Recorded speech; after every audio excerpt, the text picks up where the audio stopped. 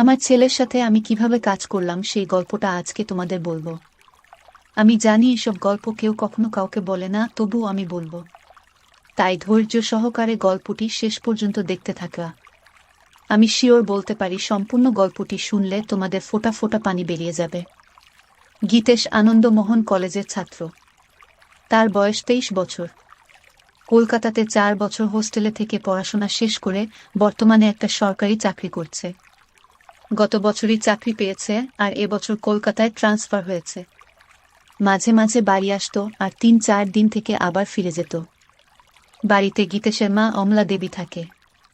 বছর 2 আগে গীতেশের বাবা মারা গেছে স্ট্রোক করে। গীতেশের পারিবারিক আয় ভালো নয়। গীতেশের বাবা একটা সরকারি চাকরি করত। বাবা মারা যাওয়ার পরে সরকার থেকে কিছু টাকা পয়সা পেয়েছিল, যেটা দিয়ে গীতেশের পড়াশোনা আর ওর মায়ের সংসার কোনোভাবে চলে যাচ্ছে। অমলা দেবীর বয়স 42 বছর এবং খুব সুন্দর দেখতে। এই বয়সেও নিজের যৌবন ধরে রেখেছে। অমলা দেবীর স্বামী মারা যাওয়ার পরে সে একাই থাকত আর মনে মনে ভাবত ছেলের কলকাতায় ট্রান্সফার হওয়ার পরে ছেলের একটা বিয়ে দিয়ে ছেলে বউকে নিয়ে সুখে শান্তিতে থাকবে। অমলার এক বান্ধবী গৌরিতা অমলার বাড়ির কিছু দূরেই থাকে। গৌরিতার স্বামী সেনাবাহিনীতে চাকুরি করা কালীন মারা যায়। গৌরিতার একটাই মেয়ে গোমতী। গৌরিতার বয়স 40 বছর আর মেয়ে গোমতীর বয়স 21 বছর, কলেজে পড়ছে। গৌরিতার আর্থিক অবস্থা অনেক ভালো, নিজেদের 2 তলা বাড়ি আছে। গৌরিতা অমলাকে বলেছে যে গীতেশের সাথে গোমতীর বিয়ে দিতে, কারণ গীতেশকে খুব পছন্দ গৌরিতার। গীতেশরা ভাড়া বাড়িতে থাকত। একটাই ঘর, রান্নাঘর আর বাথরুম। যেহেতু অমলা স্বামী মারা যাওয়ার পরে একাই থাকত, তাই কোনো অসুবিধে হয়নি, কিন্তু এবার গীতেশ ফিরে এলে একটা ঘরে কিভাবে চলবে সেটাই অমলা চিন্তা করছিল। তাই একদিন অমলা গৌরিতাকে এই কথাগুলো বলল। গৌরিতা সব শুনে বলল, অমলা তোকে তো আমি বলেছি গীতেশ কলকাতায় ট্রান্সফার হয়ে এলে এক শুভক্ষণ দেখে গীতেশ আর গোমতীর বিয়েটা দিয়ে দেব আর আমরা সবাই মিলে এই বাড়িতেই থাকব। এত বড় বাড়িতে শুধু আমরা 2জন মা মেয়ে থাকি, তোরাও এখানে চলে এলে সবাই মিলে আনন্দ করে থাকা যাবে। অমলা গৌরিতার কথা শুনে আনন্দে বলল, আমি ছেলে এলে ওর সাথে কথা বলে তোকে জানাবো। কিছুদিনের মধ্যে গীতেশ ফোন করে জানালো যে শুক্রবার সে বাড়ি আসছে। প্রায় 6 মাস পরে গীতেশ বাড়ি ফিরছে বলে সেদিন অমলা ভালো ভালো রান্না করে রেখেছিল। তারপর স্নান করে একটা ভালো শাড়ি পরে ছেলের জন্য অধীর আগ্রহে অপেক্ষা করছিল। প্রায় 11টা নাগাদ গীতেশ বাড়ির সামনে এসে দরজায় কড়া নাড়ল। অমলা দরজা খুলে দেখল 3-4টা ব্যাগ হাতে আর কাঁধে নিয়ে গীতেশ হাসি মুখে দাঁড়িয়ে আছে। ঘরে এসে ব্যাগগুলো নামিয়ে মাকে জড়িয়ে ধরল গীতেশ। অমলাও গীতেশকে জড়িয়ে ধরে থাকল কিছুক্ষণ। তারপর ছেলের হাত থেকে নিজেকে ছাড়িয়ে অমলা বলল, অনেক বেলা হয়ে গেছে গীতেশ, যা স্নান করে নিয়ে আগে খেয়ে নে, তারপর না হয় ব্যাগগুলো থেকে সব বার করবি আর গল্প করা যাবে।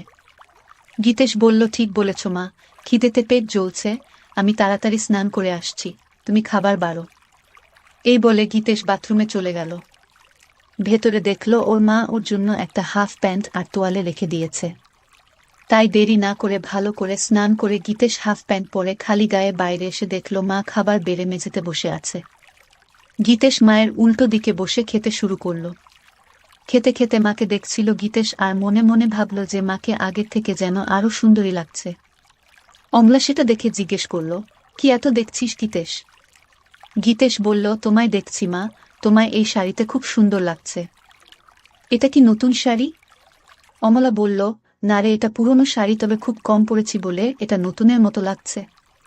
গীতেশ বলল, মা চাকরি তো আমি পেয়ে গেছি, এবার আর তোমার কোনো দুঃখ রাখব না। অমলা হেসে বলল, সে আমি জানি গীতেশ, আমি এখন অনেক নিশ্চিন্ত যে তুই এবার আমাদের 2জনের সংসার চালাতে পারবি। এই শুনে গীতেশ হেসে বলল, সে আর বলতে না, আমার সুন্দরী মাকে আমি এবার থেকে সুখে রাখব। গীতেশের কথা শুনে অমলাও হেসে উঠল। এইভাবে কথা বলতে বলতে 2জনে খাওয়া শেষ করল। অমলা থালা বাসন নিয়ে রান্নাঘরে ধোয়ার জন্য চলে গেল।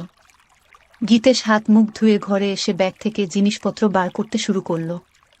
একবার রান্নাঘরের দিকে তাকিয়ে ব্যাগ থেকে 2টা বাংলা গল্পের বই তাড়াতাড়ি বের করে নিয়ে নিজের বইয়ের তাকে লুকিয়ে রাখল। কিছুক্ষণ পরে অমলা ঘরে এসে বিছানায় বসল। অমলা ছেলের সব জামা প্যান্ট একদিকে সরিয়ে রাখতে রাখতে বলল, তোর সব জামা তো পুরনো হয়ে গেছে, এবার কিছু নতুন কিনে নিস। গীতেশ বলল, ঠিক আছে মা, এই মাসের স্যালারি পেয়ে তোমার আর আমার জন্য নতুন কাপড় কিনব। তারপর গীতেশ সব জিনিস বিছানা থেকে সরিয়ে অমলার মুখোমুখি বসে গল্প করতে শুরু করল। অমলা বলল, গীতেশ, এখন তোর কিরকম লাগছে?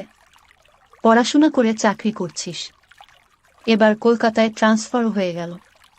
গীতেশ বলল, সেরকম কিছু না, কিন্তু এবার থেকে তোমার সাথে থাকতে পারবো, এই জন্য আমি খুব খুশি। এই বলে মায়ের কোলে মাথা রেখে শুয়ে পড়ল। অমলা ছেলের কথা শুনে খুব খুশি হল আর গীতেশের মাথায় হাত বুলিয়ে দিতে লাগল। গীতেশ শুয়ে শুয়ে অমলাকে দেখছিল আর মনে মনে ভাবছিল মাকে সত্যি খুব সুন্দর দেখতে। এইভাবে কিছুক্ষণ থাকার পরে অমলা হেসে বলল, গীতেশ, এবার গৌরিতার সাথে কথা বলতে হবে তোর বিয়ের জন্য। গীতেশ তখন মায়ের কোল থেকে মাথা সরিয়ে উঠে বসে বসে মায়ের দুই কাঁধে দু হাত রেখে বলল, না মা, এখন নয়। এখন শুধু আমার সুন্দরী মাকে সুখী করার সময়, বউকে নয়।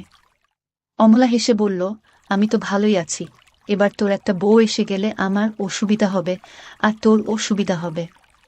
গীতেশ নিজের মুখটা অমলার মুখের কাছে এনে বলল, আমাদের কি সুবিধা হবে মা, বউ এলে?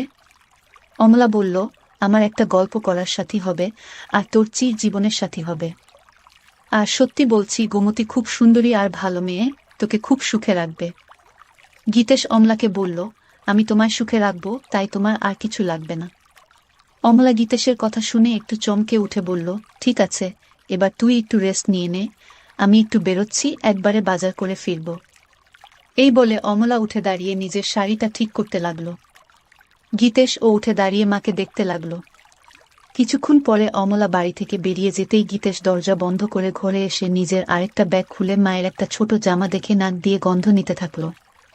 গীতেশ হোস্টেলে থাকাকালীন বন্ধুদের পাল্লায় পরে এসব বই পড়া শুরু করেছিল।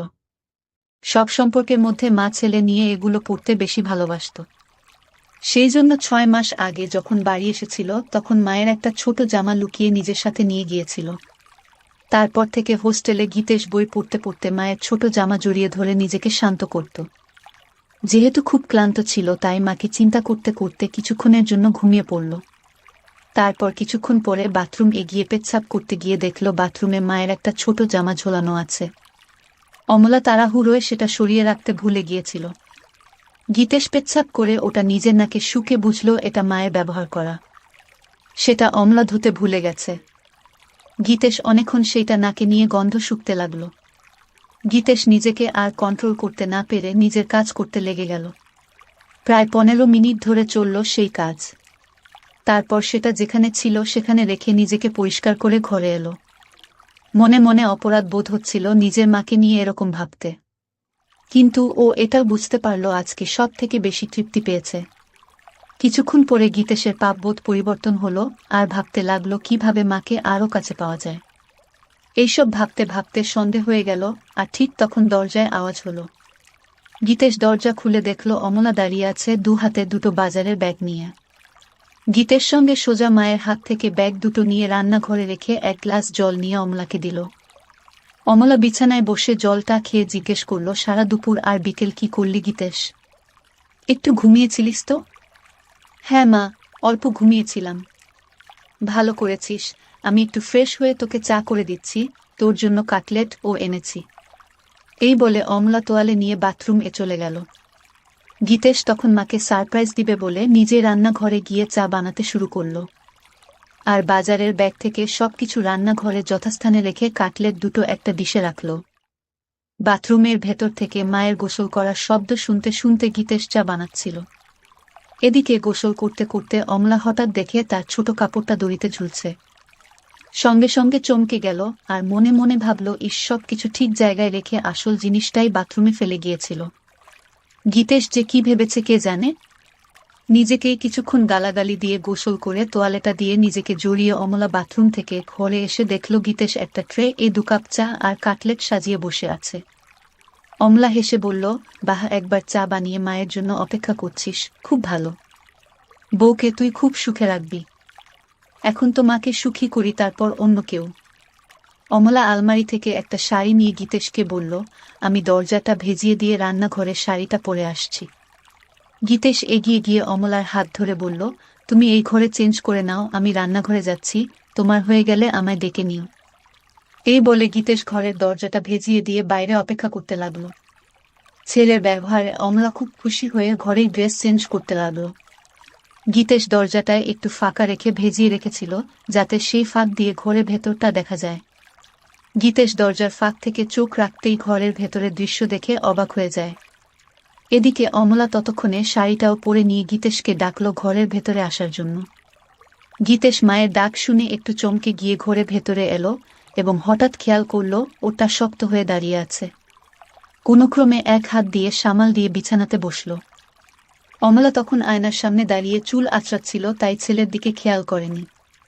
গীতেশ অমলাকে ডাকল, এসো মা, চা আর কাটলেট ঠান্ডা হয়ে যাবে, খেয়ে নাও আগে। ঠিক আছে, চল খেয়ে নি। এই বলে বিছানায় এসে গীতেশের মুখোমুখি বসল। দুজনে একসাথে কাটলেট আর চা খেতে লাগলো। বাহ গীতেশ, চাটা তো খুব ভালো বানিয়েছিস। তোমার ভালো লেগেছে মা? আমি হোস্টেলে মাঝে মাঝে নিজেই চা করে খেতাম। অমলা হেসে উঠে গীতেশের গালটা ধরে বলল, সত্যি ভালো হয়েছে, আমার ছেলে এখন নিজের খেয়াল নিজে রাখতে পারবে। গীতেশ ও তখন মায়ের গালটা ধরে বলল, তোমারও সব খেয়াল রাখবে তোমার ছেলে। দুজনেই একসাথে হেসে উঠল। আচ্ছা গীতেশ, তোর চাকরি শুরু কবে থেকে? আজ ২৮ তারিখ, পরের মাসের ৮ তারিখে অফিস জয়েন করতে হবে। একটা কথা বলার ছিল। কি কথা মা, বলো। গৌরিতাকে তোর মনে আছে? গৌরিতা মাসি কেন মনে রাখবো না মা, আমায় এত ভালোবাসে। সেটা জানি, তোকে ভালোবাসে বলেই একটা প্রস্তাব রেখেছে। কি প্রস্তাব? গৌরিতা তোর সাথে গোমতীর বিয়ে দিতে চায়। গীতেশ লজ্জা পেয়ে বলল, এখন আমি বিয়ে করব না। গৌরিতা বলেছে গোমতীর সাথে তোর বিয়ে হবার পরে আমরা সবাই ওর বাড়িতে থাকব। আমি বলেছি যে গীতেশের সাথে কথা বলে জানাবো। তুই কি বলিস এ ব্যাপারে? বিয়ের ব্যাপারটায় আমায় একটু সময় দাও। বুঝলাম ছেলে লজ্জা করছে, ঠিক আছে, তুই সময় নিয়ে চিন্তা করে আমায় জানাস। কিন্তু আমাদের ঘরটা খুব ছোট দুজনের জন্য। আগে তুই ছোট ছিলিস তাই কোনো মতে চলে যেত, কিন্তু এখন তুই বড় হয়ে গেছিস। এমন কিছু ছোট নয় আমাদের ঘর, আমাদের দুজনের জন্য যথেষ্ট। কিন্তু তোর অসুবিধে হবে, আমি যখন কাপড় চেঞ্জ করব তখন তোকে বাইরে অপেক্ষা করতে হবে, এছাড়াও এই একটা বিছানায় দুজনের হবে না। গীতেশ অমলার কথা শুনে মনে মনে বলল, আমি তো চাই তুমি ঘরে কাপড় ছাড়বে, আর আমি দরজার ফাঁক দিয়ে তোমার দেখব। অমলা গীতেশের দিকে তাকিয়ে বলল, কি ভাবছিস এত? কি করবি সেটা তো বল। গীতেশ সঙ্গে সঙ্গে বলল, না কিছু ভাবছিলাম না, তবে এখন ওখানে যাব না, কিছুদিন চাকরি করে স্যালারি জমিয়ে তারপর না হয় যাওয়া যেতে পারে। ঠিক আছে, তোর যেটা ভালো মনে হয় সেটাই হবে।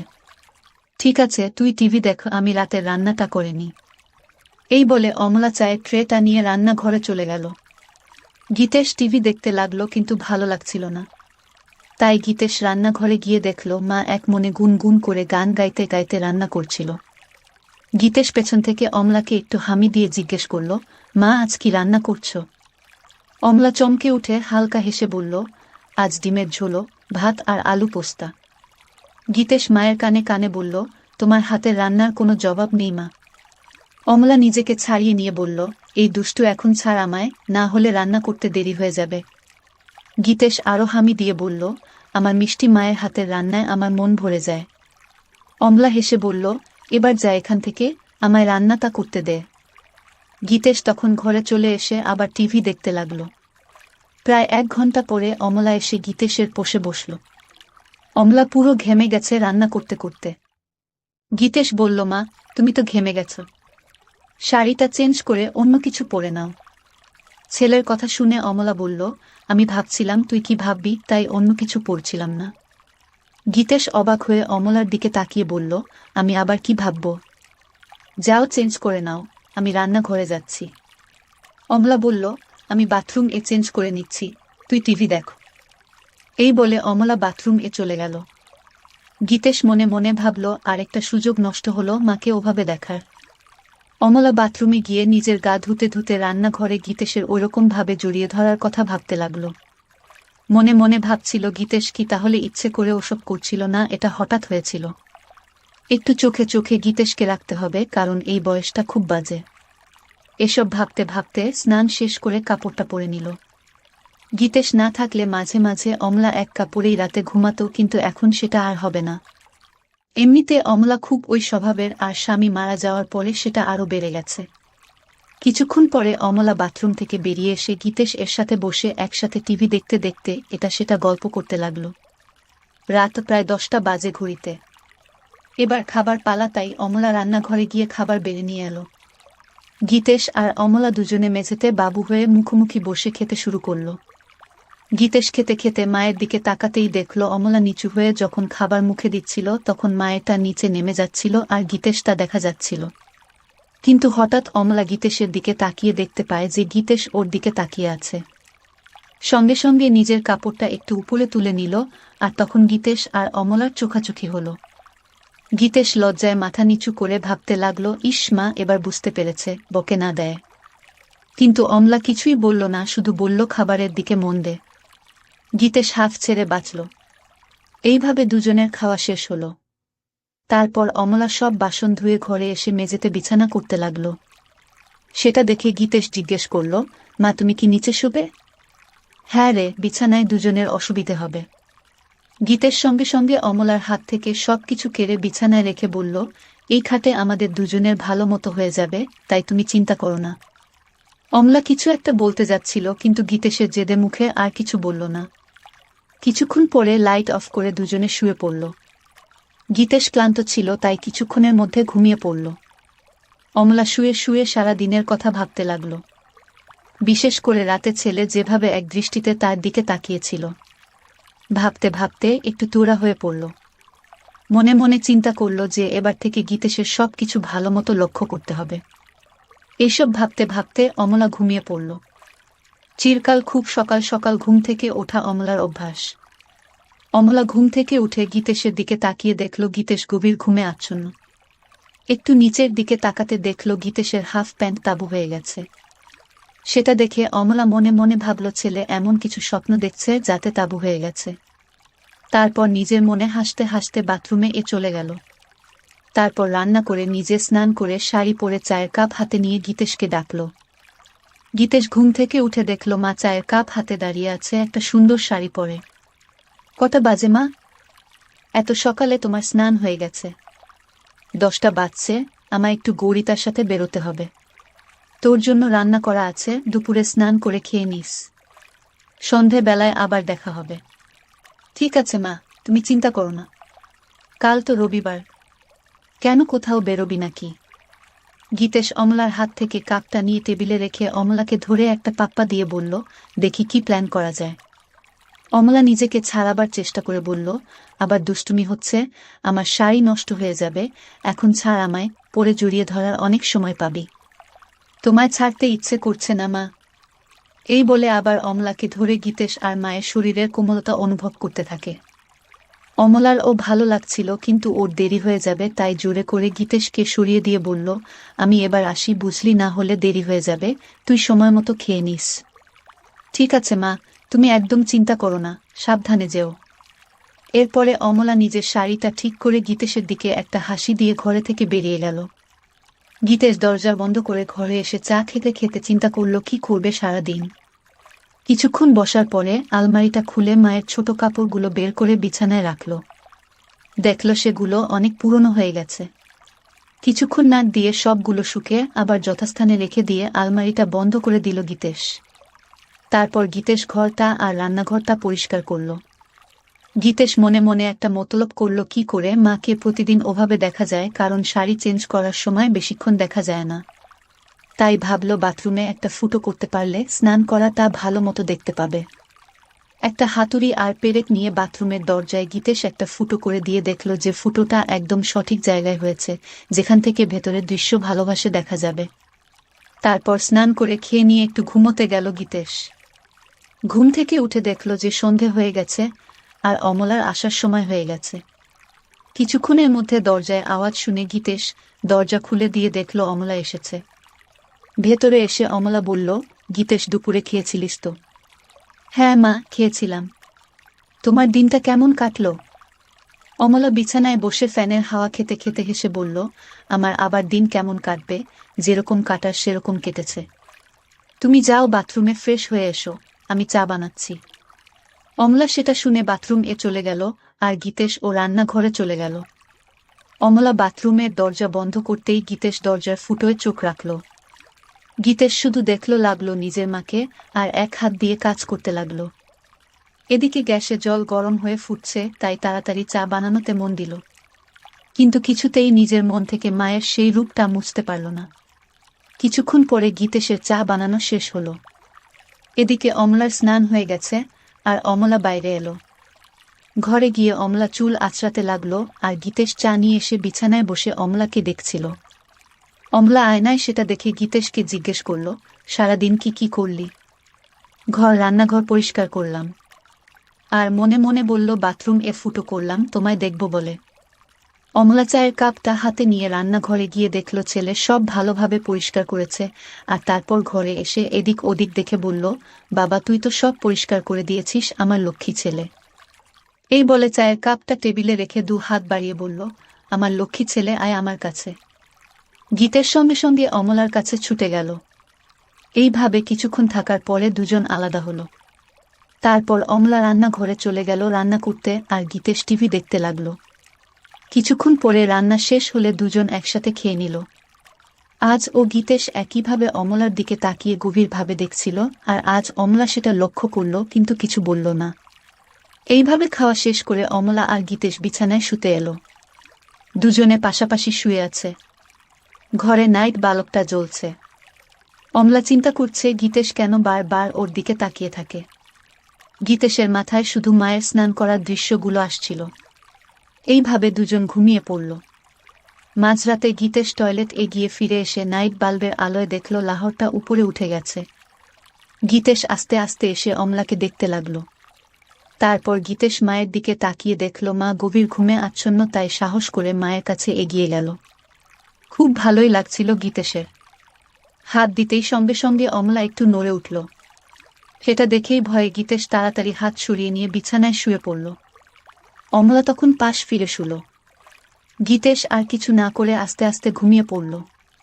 পরের দিন সকালে অমলা ঘুম থেকে উঠে তাড়াতাড়ি নিজেকে ঠিক করে নিয়ে ছেলেটির দিকে তাকিয়ে দেখল ছেলে উপুর হয়ে ঘুমে মগ্ন।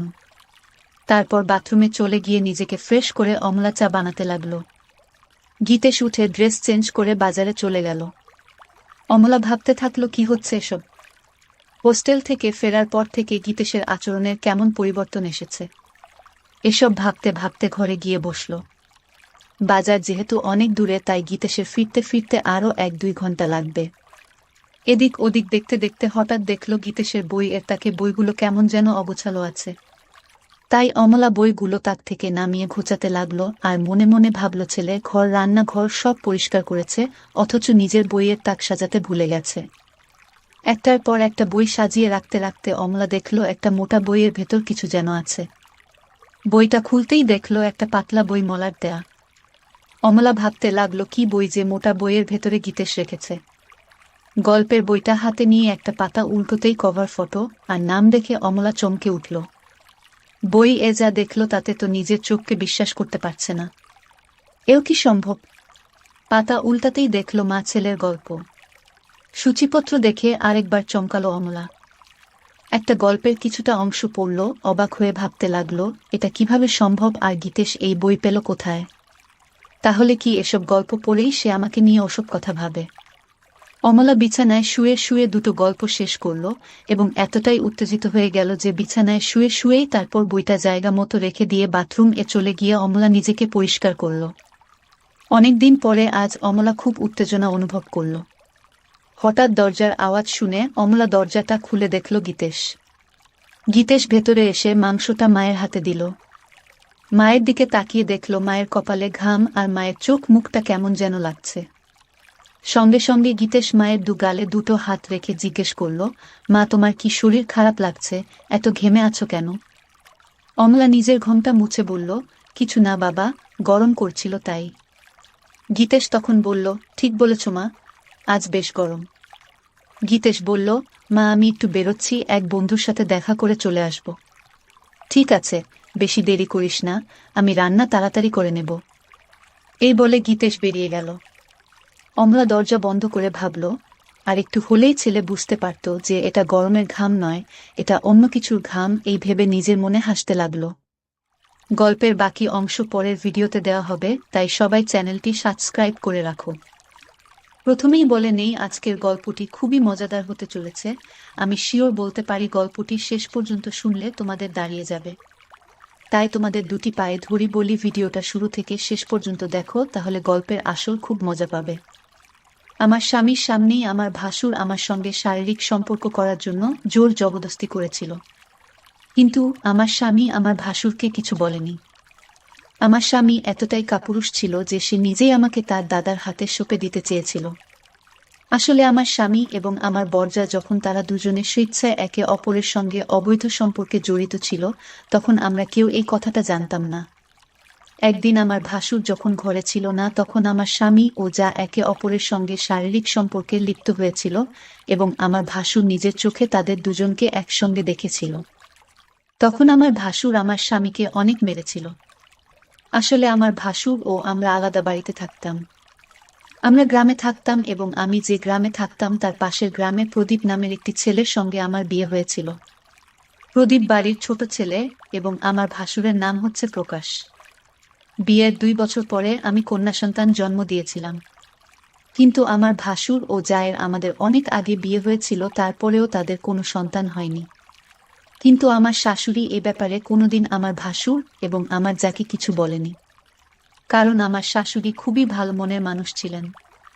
উনি আমাকে এবং আমার জাকে অনেক ভালোবাসেন, কিন্তু আমার শাশুড়ি আমাদের সঙ্গে পুরাতন বাড়িতেই থাকতেন। আমার ভাসুর ও যা যে বাড়িতে থাকতো সেই বাড়িটা আমাদের পুরাতন বাড়ি থেকে কিছুটা এগিয়ে গিয়েছিল। সেদিন দুপুরবেলা আমার ভাসুর হঠাৎ করে আমার জাকে নিয়ে বাড়ি থেকে বের করে হাত ধরে টানতে টানতে আমাদের এই পুরাতন বাড়িতে নিয়ে আসে। তার আগে জানি না কেন আমার স্বামী বাইরে থেকে অনেক জোরে সরে এসে বাড়ির ভিতরে ঢুকিয়ে দরজা ভিতর থেকে লাগিয়ে দিল আর হাঁপাতে হাঁপাতে আমাকে বলল, আমাদের বাড়িতে কেউ এলে দরজা খুলবে না। আমি যখন আমার স্বামীকে জিজ্ঞাসা করলাম, তুমি এইভাবে বাড়ির দরজাটাকে বন্ধ করলে কেন এবং তুমি এত হাঁপাচ্ছ কেন, তখন সে কোনো কিছু না বলে আমাদের ঘরের ভিতরে ঢুকে দরজাটা ভিতর থেকে লক করে দিল। ঠিক ওই সময় আমাদের দরজায় কেউ জোরে বাড়ি দিতে লাগলো। বরের বারণ করা সত্ত্বেও আমাকে বাধ্য হয়ে ঘরের দরজা খুলতে হয়েছিল। আমি যখন বাড়ির দরজা খুললাম তখন আমার ভাসুর ধাক্কা মেরে আমার জাকে ঘরের ভিতরে ফেলে দিল। আমি তখন রেগে আমার ভাসুরকে বললাম, দাদা আপনি এটা কেমন ব্যবহার করছেন? দিদিকে এভাবে ধাক্কা দিচ্ছেন কেন? ওই সময় আমার ভাসুরের চোখে অনেক বেশি রাগ ছিল। তারপর উনি অনেক রেগে চিৎকার করে আমার স্বামীকে ডাক দিলেন। আমার স্বামী তখনও তার ঘর থেকে বের হয়নি। তখন আমি ভাসুরকে জিজ্ঞাসা করলাম, কি হয়েছে, আমাকে কেউ কিছু বলবে? আমার ভাসুর তখন রেগে আমার রুমের দরজা ভেঙে দিয়ে আমার বরের কলার ধরে ঘর থেকে বের করে তাকে জোরে ধাক্কা দিয়ে বলল, তোমার স্বামী আমার বউ এরা দুজন মিলে আমাকে ঠকিয়েছে। একে তো আমার ভাই বলতে ঘেন্না হচ্ছে। একে আমি আজ প্রাণে মেরে ফেলবো আর আমি একে ছাড়ব না। সাহস কি করে হলো আমার বউয়ের সঙ্গে অবৈধ সম্পর্ক করার? সবকিছু শোনার পরে আমি তো মাথায় হাত দিয়ে বসে পড়েছিলাম, কারণ স্বপ্নেও ভাবতে পারিনি আমার স্বামী এরকম একটা নোংরা কাজ করবে, তাও আবার তার নিজের বৌদির সঙ্গে। তারপর আমার স্বামী নিজের ভুল বুঝতে পেরে আমার ভাসুরকে বলল, দাদা আমি ভুল করেছি, আমাকে ক্ষমা করে দাও। আমার ভাসুর তখন বলল, তোর এটা ভুল না, অনেক বড় অপরাধ করেছিস আর এটার শাস্তি তোকে পেতেই হবে। তাই আমি এক্ষুনি পঞ্চায়েতে যাব আর তোর ব্যাপারে সব সত্যি কথা বলে দেব। পঞ্চায়েতের নাম শুনে তো আমার স্বামী অনেক ভয় পেয়ে বলল, দাদা তোমার পায়ে ধরছি, তুমি আমাকে যা শাস্তি দেবে আমি মাথা পেতে গ্রহণ করে নেব, কিন্তু তুমি দয়া করে পঞ্চায়েতে যেও না। ওই সময় আমার যা আমার ভাসুরের পা ধরে বলল, আমি ভুল করেছি, আমাকে ক্ষমা করে দাও, এই কথাটাকে আর বাড়াবাড়ি করো না, তাহলে আমাদের বাড়ির মান সম্মান কিছু থাকবে না। আমার ভাসুর তখন যাকে চুলের মুঠি ধরে বলল, মান সম্মান আর কিছু বাকি রয়েছে কি? সবকিছু তুই শেষ করে দিয়েছিস, তোকে আমি আর কোনোদিন স্ত্রী রূপে গ্রহণ করব না। তুই যার সঙ্গে মুখ কালো করেছিস তার সাথেই থাক। ওই সময় আমার শাশুড়ি ঘরে ঢুকে আমার ভাসুর এবং আমার স্বামীকে জিজ্ঞেস করলো, কি হয়েছে, তোরা এভাবে চিৎকার চেঁচামেচি ঝামেলা করছিস কেন? ওদিকে আমার শাশুড়ি আমার মাথায় হাত দিয়ে থাকতে দেখে আমার কাছে এসে জিজ্ঞেস করলো, বৌমা তুমি ভাবে মাথায় হাত দিয়ে কাঁদছো কেন? কেউ তোমাকে কিছু বলেছে? এই বাড়িতে কি চলছে? আমার ভাসুর তখন রেগে তার মাকে বলল, তোমার ছোট ছেলে আর তোমার বড় বৌমা দুজন মিলে আমাদের ঠকিয়েছে। আমি নিজের চোখে দুজনকে একসঙ্গে সবকিছু করতে দেখেছি। আমার শাশুড়ি তখন জায়ের কাছে এসে বলল, ছি ছি, তুমি এরকম করবে আমি কোনোদিন ভাবতেও পারিনি। আজ তোমার জন্য আমার বাড়িতে এত বড় অশান্তি ও ঝামেলা সৃষ্টি হয়েছে। তারপর আমার স্বামী আমার ভাসুরের পা ধরে বলল, দাদা তুমি যা বলবে আমি তাই করব, কিন্তু দয়া করে পঞ্চায়েতে যেও না।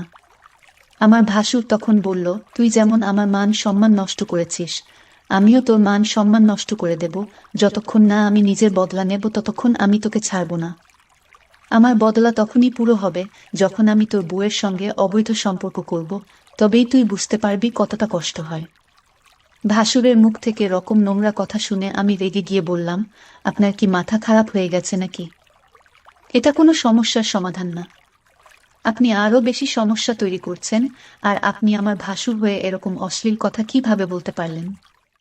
আমার স্বামী তখন আমার কাছে এসে বলল, দাদা যেটা বলছে তোমাকে সেটা করতেই হবে, নইলে দাদা যদি পঞ্চায়েতের কাছে চলে যায় তাহলে আমাদের কি ক্ষতি হবে সেটা তুমি খুব ভালোভাবে জানো। ওই সময় আমার শাশুড়ি বললেন, কি তোরা আমার ছেলে, তোদের মতো ছেলে হওয়ার থেকে আমি বধ্যা হলেই ভালো হতো। ভালোই হয়েছে তোর বাবা এই পৃথিবীতে নেই, না হলে তোদের কুকর্ম দেখে জ্যান্ত লাশ হয়ে যেত। আমি তখন বললাম, যতই যাই হয়ে যাক না কেন আমি নিজের মান সম্মান নষ্ট করব না। তাতে আমার ভাসুর যেখানে যাবে যাক না কেন, কিন্তু আমি নিজের মান সম্মান নষ্ট করব না। তার থেকে ভালো তো আমি নিজের জীবন ত্যাগ করব, কিন্তু তোমাদের মতো অশ্লীল কর্ম আমি মরে গেলেও করব না। আমার ভাসুর তখন বরের কাছে এসে বলল, তুই নিজের বউকে ভালোভাবে বুঝিয়ে দে, না হলে আমি কিন্তু এক্ষুনি পঞ্চায়েতের কাছে যাব। আমার স্বামী তখন বলল, তোমাকে আমার দাদার কথা মানতেই হবে। আমি তখন রেগে আমার বরের গালে একটা থাপ্পড় মেরে বললাম, পাপ করেছ তুমি, আর শাস্তি পাবো আমি। তোমার চরিত্রে দাগ আছে, কিন্তু আমি কোনোদিন আমার চরিত্রে দাগ লাগাতে দেব না। তাতে আমাকে যা করতে হয় আমি করব, আর তোমার মতো কাপুরুষের সঙ্গে আমার সংসার করা আর না করার সমান। তুমি কেমন স্বামী, নিজের স্ত্রীর মান সম্মান অন্য কারো হাতে তুলে দিতে চাইছো? ভগবান না করে তোমার মতো স্বামী আর অন্য কোনো মেয়ের কপালে যেন না জুটে। আমি তখন আমার জায়ের কাছে গিয়ে বললাম, শুধুমাত্র তোমার জন্য আজকে আমাদের বাড়িতে এত বড় অশান্তির সৃষ্টি হয়েছে। তোমাদের ভুলের জন্য আজ আমার মান সম্মান নিয়ে লোকে খেলতে চাইছে। তোমার এমন কি বাধ্যতা ছিল যার জন্য তুমি এত বড় একটা নোংরা কাজ করলে? এই দুনিয়াতে কি তুমি আমার স্বামীকে ছাড়া অন্য কাউকে পেলে না নিজের চাহিদা পূরণ করার জন্য? তোমাকে আমি যতটা ভালো ভেবেছিলাম তুমি তার চাইতে অনেক বেশি নোংরা। আমার যা একটা কোনায় দাঁড়িয়ে চোখের জল ফেলে যাচ্ছিল। তারপর আমি যখন কোনো মতে আমার ভাসুর এবং বরের কথা মানতে রাজি হয়নি, এবং আমার শাশুড়ি যখন আমার সপক্ষে ছিলেন, যখন এই কাজটা করতে বাধা দিলেন নিজের ছেলেদের, যখন আমার বড় ভাসুর জোর জবরদস্তি আমার শাশুড়ি ও আমার মেয়েকে একটা ঘরের মধ্যে বন্ধ করে দেয়, তারপরে আমার স্বামী আমার ভাসুরকে বলল, মাকে তো ঘরের মধ্যে বন্ধ করে দিলাম, এবার আমার বউয়ের সঙ্গে তোমার যা করার আছে তুমি করতে পারো। এটা বলে আমার স্বামী যখন ঘরের বাইরে চলে গেল এবং আমার ভাসুর যখন আমার দিকে এগিয়ে আসলো, তখন আমি না পেরে আমার ভাসুরকে জোরে ধাক্কা দিয়ে দৌড়ে ঘর থেকে বেরিয়ে তাড়াতাড়ি করে পঞ্চায়েতে গিয়েছিলাম। আমার ভাসুর আমার পেছনে আমাকে ধরার জন্য ছুটে আসছিল। আমি কোনো রকমভাবে নিজের মান সম্মান রক্ষা করে তাড়াতাড়ি পঞ্চায়েতে এসে হাজির হয়েছিলাম। ভেবেছিলাম পঞ্চায়েতে আমার সঙ্গে ন্যায্য বিচার করবে, কিন্তু পঞ্চায়েতে আমাদের ব্যাপারে সব কথা শোনার পরে যা সিদ্ধান্ত নিয়েছিল সেটা শুনে তো আমার পায়ের তলা থেকে যেন মাটি সরে গিয়েছিল। সবকিছু শোনার পরে পঞ্চায়েত আমার ভাসুরকে জিজ্ঞেস করলো যে সে কি চায়। আমার ভাসুর তখন জোর গলায় বলল, আমার ভাই যেমন আমার বউয়ের সঙ্গে অবৈধ সম্পর্ক করেছে, ঠিক সেভাবেই আমিও আমার ভাইয়ের বউয়ের সঙ্গে অবৈধ সম্পর্ক করব। তবে আমার সঙ্গে ন্যায্য বিচার হবে। পঞ্চায়েতের যিনি প্রধান ছিলেন উনি ওনার সহকর্মীদের সঙ্গে কিছু আলোচনা করার পরে ঘোষণা করলেন যে আমার ভাসুর যেটা বলছে সেটাই হবে। ওটা শোনার পরে তো আমি পঞ্চায়েতকে বলেছিলাম, আপনারা এটা ঠিক করছেন না, আপনারা আমার সঙ্গে অন্যায় করছেন, আমার স্বামী এবং যা ভুল কাজ করেছে, কিন্তু এটা শাস্তি আমি কেন পাব? আমার সঙ্গে এত বড় পাপ কাজ আপনারা করতে পারেন না, তাই আমি পুলিশের কাছে যাব। কিন্তু আমার সঙ্গে এত বড় অন্যায় আমি কোনো মতেই হতে দেব না। ওদিকে আমার যাকে শাস্তিস্বরূপ পঞ্চায়েতের প্রধান এবং তার সহকর্মীরা পঞ্চায়েতের ঘরে বন্দি করে রেখেছিল, আমি তখন পঞ্চায়েতের আদেশ মানতে রাজি হইনি। তখন পঞ্চায়েতের প্রধান বলে দিয়েছিল যে গ্রামের কোনো মানুষ যাতে আমাদের সাহায্য না করে, গ্রামের কোনো দোকানদার যাতে আমাদের কাছে কোনো জিনিস বিক্রি না করে, এমনকি গ্রামের যে টিউবওয়েল থেকে আমরা জল তুলে আনতাম সেটাও আমাদেরকে বারণ করে দিয়েছিল। আসলে আমাদের গ্রামের মানুষেরা পঞ্চায়েতের প্রত্যেকটা আদেশ মেনে চলত। তাছাড়া আমাদের কাছে আর কোনো উপায় ছিল না, পুলিশের কাছে কেউ ভয়ে যেত না। কারণ যখন জানতে পারত যে কোনো মানুষ তার বিচার সালিশ করার জন্য পুলিশের কাছে গেছে, তখন তাদের সমস্ত সুযোগ সুবিধা পঞ্চায়েত বন্ধ করে দিত। গ্রামের মানুষ ভয়ে পুলিশের কাছে যেত না। গ্রামে কোনো বাড়িতে কোনো কিছু অসুবিধা হলে সেটা পঞ্চায়েতে মীমাংসা করত। এমনকি কেউ যদি পুলিশের কাছে যেতে চাইতো তাহলে চাইতো তাকে কঠিন শাস্তি দিত পঞ্চায়েতে যা কিছু মীমাংসা হয়েছিল। সবকিছু শোনার পরেও আমার স্বামী কাপুরুষের মতো চুপচাপ দাঁড়িয়েছিল। আমার তো এটা ভেবে আশ্চর্য লাগছিল, একটি মানুষের সঙ্গে এত বছর সংসার করার পরেও কিভাবে নিজের বুকে ধোঁকা দিতে পারে। শুধু তাই নয়, নিজের কুকর্ম করার পরে সমস্ত কুকর্মের ফল আমার ঘাড়ে চাপিয়ে দিতে চেয়েছিল। সে যদি ভুল করার পরে নিজের ভুল স্বীকার করে শাস্তি ভোগ করে নিত, তাও আমি তাকে ক্ষমা করে দিতাম। কিন্তু আমার স্বামী এতটা স্বার্থপর ও নির্লজ্জ যে নিজেকে কঠোর শাস্তির হাত থেকে বাঁচানোর জন্য আমাকে বলে দিতে চেয়েছিল। এদিকে আমি মনের মধ্যে জেদ করে নিয়েছিলাম যে যতই যা হয়ে যাক না কেন আমি ভাসুরের কাছে নিজেকে সঁপে দিতে পারবো না। অন্যদিকে আমার ভাসুর আমার বরের বদলা নেওয়ার পরে আমাকে নষ্ট করার জন্য উঠে পড়ে লেগেছিল। পঞ্চায়েতের নির্দেশ অনুযায়ী গ্রামের কেউ আমাদের সাহায্য করতে রাজি হয়নি। গত 2 দিন থেকে আমি, আমার শাশুড়ি ও আমার মেয়ে আমরা না খেয়ে দিন কাটাচ্ছিলাম। আমাদের বাড়ির সমস্ত রেশন শেষ হয়ে গিয়েছিল। আমার শাশুড়ি যখন গ্রামের দোকানে গিয়েছিল চাল ডাল কেনার জন্য, কেউ আমাদের আসন দেয়নি। কারণ গ্রামের পঞ্চায়েত বলেছিল আমাদের যদি কেউ সাহায্য করে তাহলে আমাদের মতো তাদেরও অসহায় করে ছেড়ে দেওয়া হবে। ভয়ে কেউ আমাদের সাহায্য করেনি। আমার 4 বছরের ছোট্ট মেয়েটা না খেয়ে দিন কাটাচ্ছিল। ওদিকে আমার স্বামী শাশুড়ির ভয়ে বাড়ি ফেরেনি। সেদিন সন্ধেবেলা আমাদের বাড়ির দরজায় যখন কেউ ডাক দিয়েছিল, তখন দরজা খুলে দেখলাম আমার স্বামী বাইরে দাঁড়িয়ে আছে। তাকে দেখে তো আমার পুরো শরীর রাগে জ্বলছিল। সে তখন আমার হাত ধরে বলল, দয়া করে তুমি পঞ্চায়েতের কথা মেনে নাও এবং আমার দাদার সঙ্গে সম্পর্ক করে নাও, তাহলে সবকিছু ঠিক হয়ে যাবে। আবার সবকিছু আগের মতোই হয়ে যাবে। তাহলে আমাদের না খেয়ে মরতে হবে না, আমার মেয়েটার কষ্ট হবে না। আমি তখন বরের হাত থেকে নিজের হাতটা ছাড়িয়ে দিয়ে বললাম, খবরদার আমাকে ছোঁয়ার চেষ্টা করবে না। আজ তোমার পাপের ভাগী আমরা সবাই হয়ে গিয়েছি, আর তোমার জন্য আমার মেয়েটা কষ্ট পাচ্ছে। কি ঘৃণা হচ্ছে আমার তোমাকে দেখে। স্বামী তখন আমার দিকে আঙুল দেখিয়ে বলল, সব দোষ তোমার। তুমি যদি দাদার পরামর্শ মেনে নিতে তাহলে আজ এত খারাপ দিন আমাদের দেখতে হতো না। আমি তখন স্বামীকে বললাম, তুমি কি ধরনের স্বামী যে কোনো রকম দ্বিধাবোধ ছাড়াই নিজের স্ত্রীকে নিজের দাদার কাছে বিক্রি করে দিতে চাইছো? প্রত্যেকটা স্বামীর কর্তব্য হচ্ছে তার স্ত্রীর মান সম্মান রক্ষা করা, কিন্তু তুমি এতটা নির্দয় নিষ্ঠুর নির্লজ্জ যে আমার মান সম্মান নিজের হাতে নষ্ট করার জন্য উঠে পড়ে লেগেছে। আমি তোমাকে কোনোদিন ক্ষমা করতে পারবো না। তুমি আমার চোখের সামনে থেকে দূর হয়ে যাও, নইলে আমি ধাক্কা মেরে তোমাকে বাড়ি থেকে বের করে দেব। ওই সময় আমার শাশুড়ি ঘর থেকে বেরিয়ে এসে তার ছেলেকে দেখে অনেক রেগে যায়। ভিতর থেকে একটা লাঠি এনে বলল, বেরিয়ে যা এখান থেকে, নইলেই লাঠি দিয়ে মেরে মেরে তোর পিঠের ছাল তুলে দেব। বেরিয়ে যা আমার চোখের সামনে থেকে, আমি তোদের মুখ দেখতে চাই না। ওই কথাটা বলে আমার শাশুড়ি আমার স্বামীকে ঘর থেকে বের করে দিয়ে ভিতর থেকে দরজাটা লক করে আমাকে জড়িয়ে ধরে কাঁদতে শুরু করলো। আমার মাথায় হাত বুলিয়ে বলল, আমি যতদিন বেঁচে আছি তোমার সঙ্গে অন্যায় হতে দেব না। আমি তোমার নিজের মা নাও হতে পারি, কিন্তু আমি তোমার শাশুড়ি মা। তোমার জায়গায় যদি আমার মেয়ে হতো তাহলে আমি এইভাবেই রক্ষা করতাম। তুমি আমার নিজের মেয়ে না হলেও তুমি তো অন্য কারো মেয়ে। তুমি একদম চিন্তা করো না। এই বলে আমার শাশুড়ি নিজের হাত থেকে লাঠিটা ফেলে দিয়ে ঘরের ভিতরে চলে গেলেন। আমি তো কিছুই বুঝতে পারছিলাম না এবার আমি কি করব। একবারের জন্য ভেবেছিলাম আমার বাবা মায়ের কাছে আমি চলে যাব, কিন্তু আমার বাবা মা তো নিজেই খুব অসহায় ছিল। তাদের বয়স হয়েছিল, আমার বাবা মা বৃদ্ধ হওয়ার কারণে কাজ করতে পারতো না এবং আমার দাদা তাদের থাকা ও খাওয়ার দায়িত্ব নিয়েছিল। ওই অবস্থায় আমি যদি বাবা মায়ের বাড়ি চলে যেতাম তাহলে হয়তো তাদের উপরে আমি বোঝা হয়ে যেতাম। এই ভেবে আমি বাবা মায়ের কাছে যেতে পারিনি। সেদিন রাতের বেলা আমাদের বাড়িতে কিছু খাবার ছিল না। যেটুকু মুদির রাখা ছিল সেটা 2 জলে ভিজিয়ে আমার মেয়েকে খাইয়ে ঘুম পাড়িয়ে দিয়েছিলাম। এদিকে আমার শাশুড়িও আমি সেদিন রাতে না খেয়েছিলাম। তারপর অর্ধেক রাতে মনে হলো আমাদের দরজায় কেউ যেন বাড়ি দিচ্ছে। তখন মনে হয়েছিল হয়তো আমার স্বামী আবার বাড়ি ফিরে এসেছে। দরজার শব্দ পেয়ে আমার মেয়ে ও শাশুড়ি উঠে যাবে এই কথাটা ভেবে আমি তাড়াতাড়ি ঘরের দরজা খুলতেই তাকে দেখে ভয়ে আমার শরীর কেঁপে উঠল। কারণ দরজা খুলতেই দেখলাম আমার ভাসুর দাঁড়িয়ে আছে এবং সে আমাকে দেখে বলল, দেখো তুমি আমার ভাইয়ের বউ।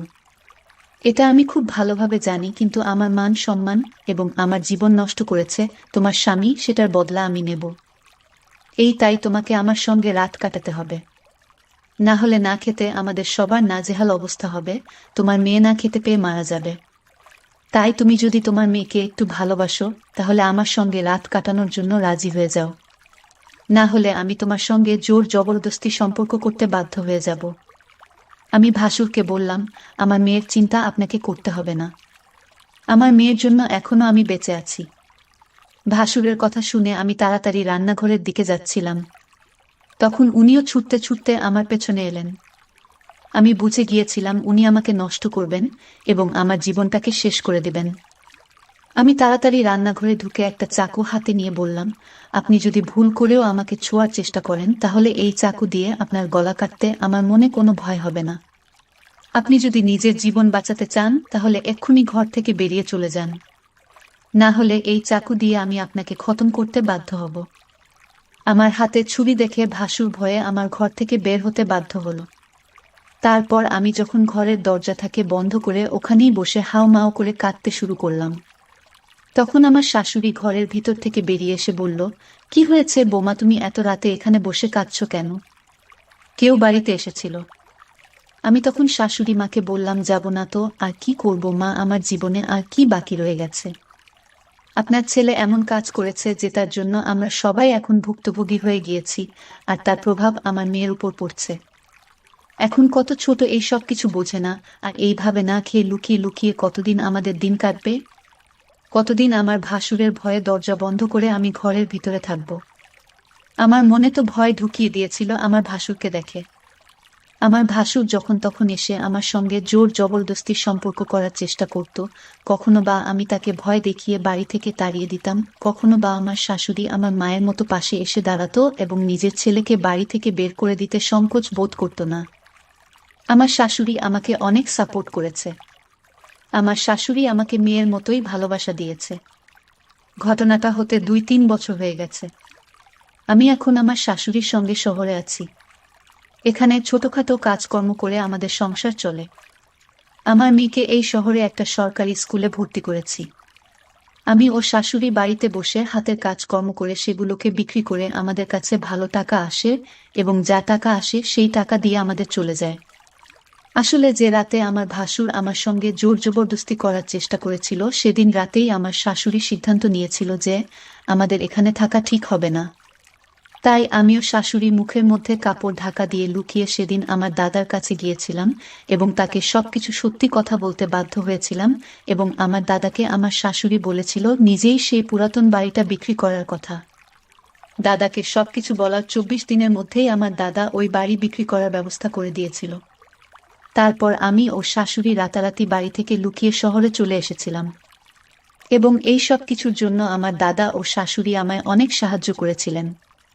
আমার স্বামী যদি ভালো হতো, আমার স্বামী যদি একবারও আমার মেয়ে ও আমার কথা চিন্তা করত, তাহলে আমাদের এরকম দিন দেখতে হতো না। আমার শাশুড়ি আছে, নিজের মায়ের মতোই সব সময় আমার পাশে থেকেছে। আজ উনি আমার পাশে না থাকলে আমি আমার মেয়েকে নিয়ে কোনো দিন এই শহরে বাস করতে পারতাম না। বাড়ি বিক্রি করে যে টাকা পেয়েছিল সেই টাকা দিয়ে আমার শাশুড়ি একটা ছোট্ট ঘর কিনে নিয়েছিল। শহরে আসার পরে প্রথমে আমাদের খুব কষ্ট হয়েছিল, এমনকি আমাদের রাস্তাতেই দিন কাটাতে হয়েছিল।